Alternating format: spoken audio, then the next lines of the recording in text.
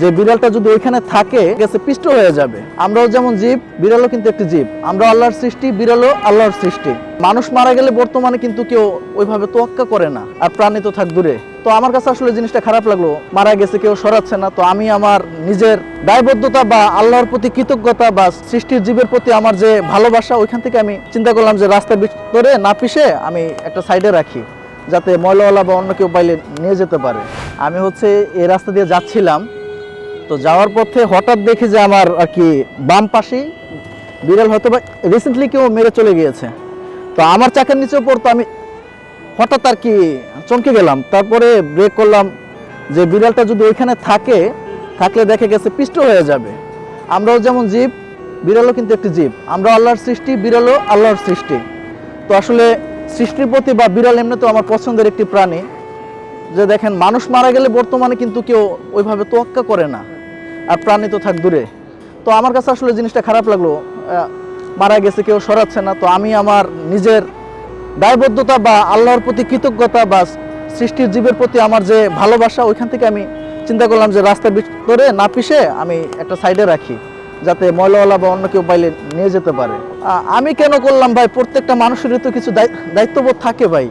আমার জায়গায় আপনি থাকলে আপনিও করতেন কিন্তু। তো বিষয়টা এরকমই, যে যখন সুযোগ পাবে সে একটি ভালো কাজ করবে। আমার কথা হলো যে এটি একটি ভালো কাজ, হতে পারে ছোট, কিন্তু প্রত্যেকের জায়গা থেকে যদি ছোট ছোট ভালো কাজও করে, আলহামদুলিল্লাহ এ থেকে অনেক কিছু হতে পারে। হ্যাঁ, বিড়ালের প্রতি অনেক ভালোবাসা আলহামদুলিল্লাহ। আমার তো বিশেষ করে আমার ছোট বোন এখনও বিড়াল পাইলে আর কি ওকে ইনজেকশনও দেওয়া লাগছে।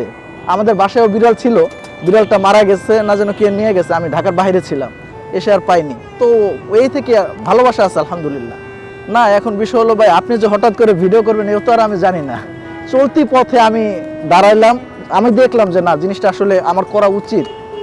আর তা না হলে ভাই রাস্তাটাও নোংরা হয়ে যাবে, কারণ এটা তো মারা গেছে, আল্লাহ পাক সৃষ্টি করছে, মারা যাবেই, কিন্তু রাস্তাটাও নোংরা হবে। বা আমার কাছে মনে হয়েছে যে এটা আমি সাইডে সরিয়ে রাখি। এখান থেকে আসলে বিড়ালটা হয়েছে কি, যে ধরেন কেউ তার ইচ্ছা করে মারে নাই, হয়তো বা লাফ দিয়ে চলে আসছে যে কারণে মারা গেছে।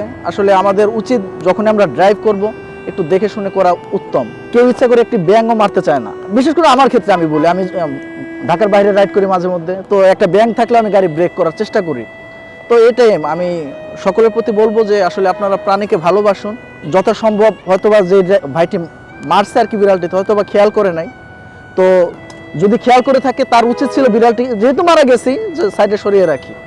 আমার নাম মোহাম্মদ নাজমুল ইসলাম। আমিও আপনাদের মতোই মোটামুটি ভিডিও নিয়ে আসি। আমি এখন ভিডিও করতে যাচ্ছি কেরানীগঞ্জে।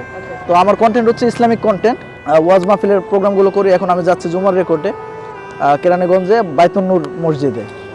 তো আর পাশাপাশি বিবিএ পড়াশোনা চলতেছে সেন্ট্রাল ইউনিভার্সিটিতে।